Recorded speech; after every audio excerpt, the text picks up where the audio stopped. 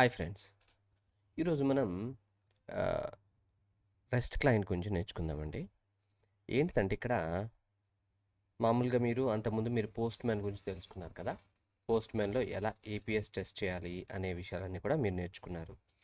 అయితే ఇక్కడ జరిగే విషయం ఏంటంటే ఒక్కొక్కసారి మనం ఏపీఎస్ని అంటే మీ మీ సిస్టంలో పోస్ట్ మ్యాన్ని మీరు ఇన్స్టాల్ చేసి ఉండరు. సో ఆ టైంలో మీకు ఓన్లీ విఎస్ కోడ్ ద్వారా అంటే విజువల్ స్టూడియో కోడ్ ద్వారానే మీరు ఏపీఎస్ టెస్ట్ చేసుకోవాలనుకోండి. ఆ టైంలో మీకు బాగా ఉపయోగపడేది రెస్ట్ క్లయింట్. ఓకే. అయితే ఈ రెస్ట్ క్లయింట్ ఏదైతే ఉందో మీరు జేసన్ సర్వర్ ద్వారా అంతకుముందు లాస్ట్ వీడియోలో ఏపీఎస్ క్రియేట్ చేశారు కదా. సో అప్పుడు పోర్ట్ కాన్ఫ్లిక్ట్స్ వస్తుంటాయి అనమాట. సో అందుకని ఈ రెస్ట్ క్లయింట్ని ఎప్పుడైనా రియల్ టైం ఏపీఎస్ని టెస్ట్ చేయడానికి మీరు వాడండి. ఓకేనా.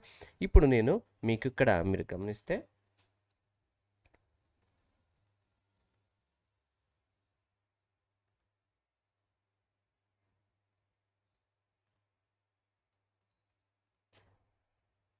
రైట్. సో ఇక్కడ నేను ఇప్పుడు మీకు అంటే ఈ ఈ వీడియో విషయం ఏంటంటే ఇక్కడ నేను జేసన్ సర్వర్ గురించి కాకుండా జేసన్ సర్వర్ ఏదైతే ఉందో ఓకే, ఈ ఏపీఎస్ కాకుండా ఈ ఏపీఎస్లో ఏమొస్తుందంటే మనకి పోర్ట్ కాన్ఫ్లిక్ట్స్ వస్తాయి. ఓకే. సో మనం రియల్ టైం ఏపీఐని టెస్ట్ చేయడానికి రియల్ టైం ఏదైతే ఉందో ఈ ఏపీఎస్ ఏవైతే జేసన్ సర్వర్ అంత ఉంది చేసామో వాటిని మీరు యాంగులర్లో కానీ రియాక్ట్లో కానీ ఒక్క నిమిషం యాంగులర్లో కానీ రియాక్ట్లో కానీ రియాక్ట్ జేఎస్లో కానీ వ్యూ జేఎస్లో కానీ వాడుకోవచ్చు. మనం అంతకుముందు మీకు చెప్పాము. ఓకే. ఇప్పుడు ఈ రెస్ట్ క్లయింట్ అనేది ఏంటంటే మీరు బయట నుంచి అంటే ఏదైనా రియల్ టైం ఏపీఎస్ వస్తే ఓకే, రియల్ టైం ఏపీఎస్ వస్తే వాటిని మీరు టెస్ట్ చేసుకోవడానికి వాడుకోవచ్చు. సో రియల్ టైం ఏపీఎస్ అంటే అదర్ దాన్ మన లోకల్ హోస్ట్ నుంచి కాకుండా ఓకే, లోకల్ హోస్ట్ నుంచి కాకుండా ఓకేనా. సో లోకల్ హోస్ట్ నుంచి ఒకవేళ వచ్చినా కూడా అదర్ దాన్ అంటే మీకు జేసన్ సర్వర్ కాకుండా వేరే అదర్ అప్లికేషన్స్ అంటే ఫర్ ఎగ్జాంపుల్ పిహెచ్పి కానీ పిహెచ్పిలో ఉన్నటువంటి లారావెల్ ఏదైతే ఉందో అది కానీ లేదంటే .NET ఏపీఎస్ కానీ మీ లోకల్ సిస్టమ్ నుంచి వర్క్ అవుతుంది. ఓకే. ఇక్కడ ఓన్లీ పోర్ట్ కాన్ఫ్లిక్ట్స్ వస్తుంది కాబట్టి మరి మీకు ఈ వీడియోలో ఈ రెస్ట్ క్లయింట్ అసలు ఎలా వాడచ్చు అనేది మాత్రం ఒక ఫ్లో చూపిస్తాను. అయితే ఇప్పుడు నా దగ్గర ఆల్రెడీ లారావెల్ కానీ .NET ఏం అప్లికేషన్ రెడీగా లేదు. సో అందువల్ల మీకు ఏం చేస్తున్నానంటే మీకు ఆల్రెడీ అంతకుముందు వీడియోలో కూడా ఎక్స్ప్లెయిన్ చేశాను. ఒకటి జేసన్ ప్లేస్ హోల్డర్ ఏపీఐస్ అనేవి మీకు దొరుకుతాయి. ఓకే. ఇవి అంత యాక్టివ్గా ఉండవు. ఇవి పని చేయాలంటే కంపల్సరీ మీకు ఆల్రెడీ మీకు అంతకుముందు ఎక్స్ప్లెయిన్ చేశాను. మనకు కంపల్సరీ ఇంటర్నెట్ కావాలండి. ఓకే. ఇంటర్నెట్ కావాలి. సో ఈ ఏపీఐస్ ఎలా వర్క్ అవుతాయో మీకు ఈ రెస్ట్ క్లయింట్ ద్వారా మీకు ఎక్స్ప్లెయిన్ చేస్తాను. ఓకే. ఈ రెస్ట్ క్లయింట్ ద్వారా ఎలా ఏర్పడతాయో మీకు ఇక్కడ ఎక్స్ప్లెయిన్ చేస్తాను. క్లియరా? సారీ.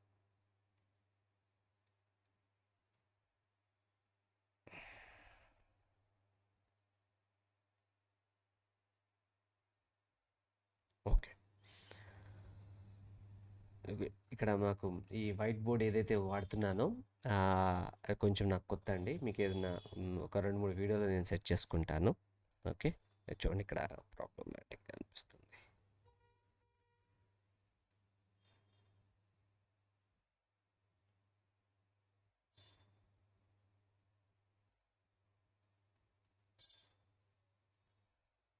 చూస్తున్నాను, ఒకసారి అని కరెక్షన్ చేయగలుగుతాను.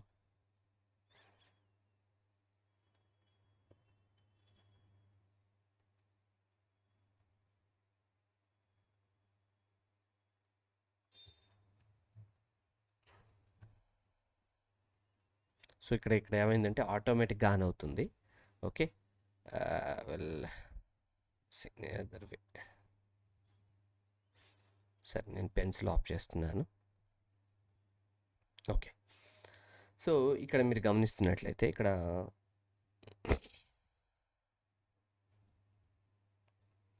ఇప్పుడు మనం విజువల్ స్టూడియో కోడ్కి వెళ్తున్నామండి. సో విజువల్ స్టూడియో కోడ్కి వెళ్ళే ముందు మీకు ఒకసారి ఈ జేసన్ ప్లేస్ హోల్డర్ ఎలా ఉంటుందో ఒకసారి మీకు చెప్తాను. ఒకసారి ఇక్కడ టైప్ చేస్తున్నాను చూడండి, జేసన్ ప్లేస్ హోల్డర్ అని టైప్ చేయండి మీరు గూగుల్లో. సో మీకు ఆటోమేటిక్గా ఫేక్ రెస్ట్ ఏపీఐ, ఇది actual not cred based one, is a fake rest API. Okay. మనకు ఫేక్ చేసి చూపిస్తుంది కానీ యాక్చువల్గా క్రియేట్లు ఇవన్నీ కావు. మీకు అంతకుముందు లాస్ట్ వీడియో చేసినట్టుగా జేసన్ క్రెడ్ ఆపరేషన్స్ అన్నీ చేసాం కదా, అలా కాదు, జస్ట్ ఫీల్ అవుతాం అంతే. ఓకే. ఇక్కడ మీరు ఏదైతే ఉందో దీని మీద రైట్ క్లిక్ కొట్టి ఓపెన్ న్యూ ట్యాబ్ అనండి. ఇలా మీకు డేటా అంతా వస్తుందండి. సో, నాకిక్కడ మీకు అక్కడ చెప్పినట్టే నాకు ఇక్కడ పర్టిక్యులర్‌ది కావాలనుకున్నప్పుడు ఈ ఐడీ ఏదైతే ఉందో ఈ ఐడీ స్లాష్ అంటే పోస్ట్ స్లాష్ సపోజ్ 1 అని కొట్టి ఎంటర్ చేశానంటే ఓన్లీ ఫస్ట్ వన్‌దే వస్తుంది. ఓకే. అలా అనమాట. సో, ఈ ఏపీఐని టెస్ట్ చేయడం ఎట్లానో మీకు చూపిస్తాను. ఓకే. ఇక్కడ చూడండి మీకు విజువల్ స్టూడియో కోడ్ ఓపెన్ చేస్తున్నానండి. సో, మీకు ఒకసారి మీకు చూపిస్తాను.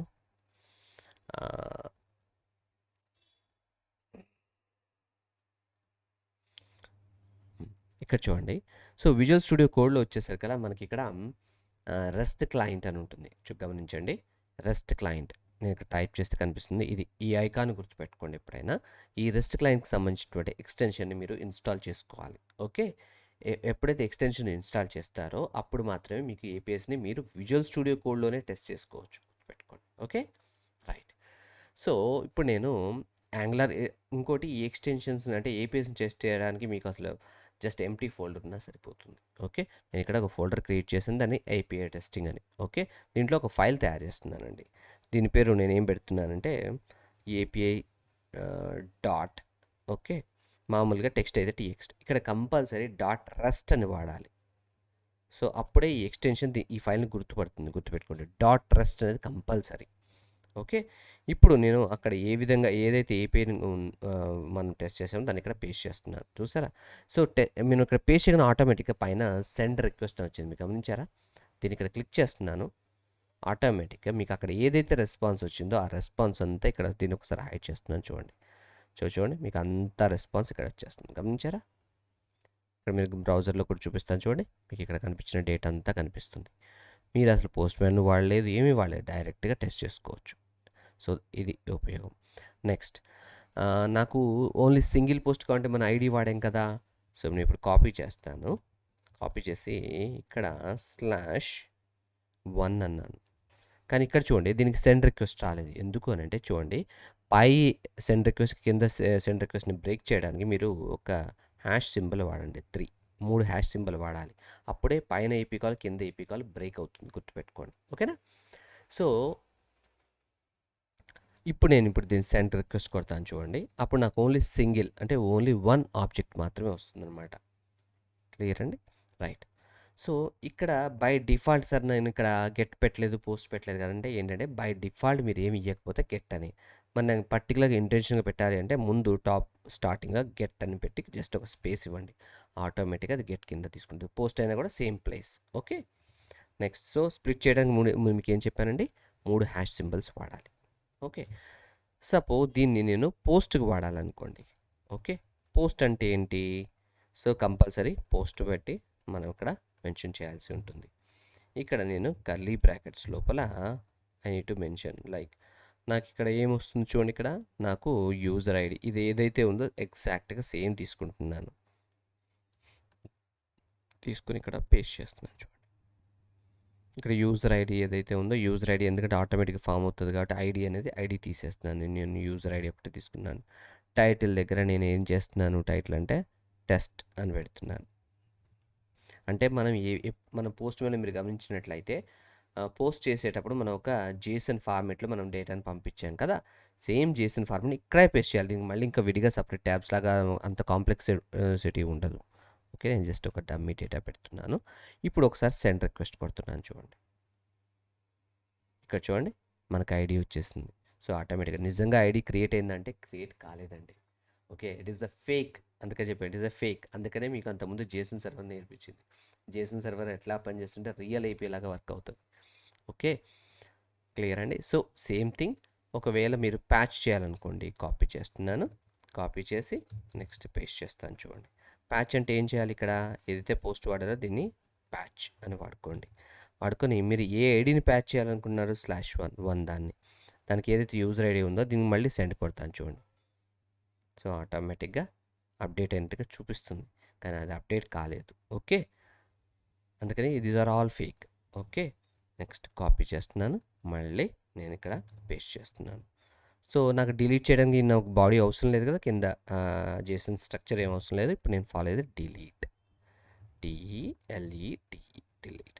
సో, పర్టికులర్ ఐడిని డిలీట్ చేయాలి కాబట్టి ఇక్కడ ఐడి ఆల్రెడీ ఉంది. నేను డిలీట్ సెండ్ రిక్వెస్ట్ కొడుతున్నాను. ఇక్కడ చూడండి. సో, ఎంప్టీ వచ్చింది. నిజంగా డిలీట్ కావట్లేదండి. ఫేక్ చేస్తుంది డిలీట్ అయినట్టుగా. ఓకేనా? ఇదన్నమాట. సో ఈ విధంగా మనం ఒక ఏపీఎస్ జస్ట్ ఒక ఫైల్ ద్వారానే అన్ని ఏపీఎస్ మీరు టెస్ట్ చేసుకోవచ్చు. అంత ఈజీగా ఉంటుంది. ఓకేనా? సో ఈ వీడియో మీకు నచ్చింది అనుకుంటున్నాను. కంపల్సరీ మీరు సబ్స్క్రైబ్ చేసుకోండి, లైక్ చేయండి మరియు షేర్ చేయండి. ఎవరైనా పర్సనల్గా ట్రైనింగ్ తీసుకుందాం అనుకునే వాళ్ళు కింద స్క్రోల్ అయ్యే నెంబర్కి కాల్ చేయండి. Thanks for seeing this video.